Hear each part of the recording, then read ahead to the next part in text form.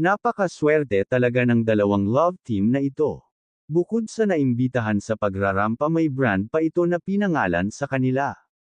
Bago ko ipagpatuloy ang maiksing reaction video na ito, hiling ko lang na patapusin ang panunood nito para malaman ang nilalaman nito, at kung bago ka pa lang sa munting channel na ito, paki-subscribe para lagi kang updated sa video ng mga kalingap.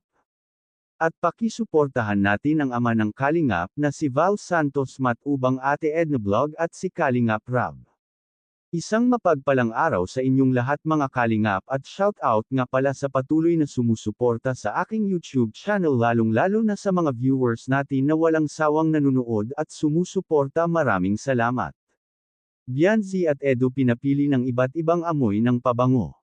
Nakapili na nga ang dalawa sa mga pabango na ito. Ang brand ng pabango ay nagulat sila at pinangalan ito sa kanilang dalawa. Ang brand ng pabango ay Edsy Cologne. Talagang pinangalan sa kanila ang mga pabangong ito. Dahil malaki ang tiwala ng may-ari ng pabango kay Edo at Bianzi. Napakaswerte talaga ng dalawang ito dahil may brand na sila ng pabango. Talagang swerte ang dalawang ito simula nang sila ay pinag-love team. Sunod-sunod na ang mga blessing na dumating sa dalawa. Katulad na lang ng pagrampa ng dalawa sa entablado.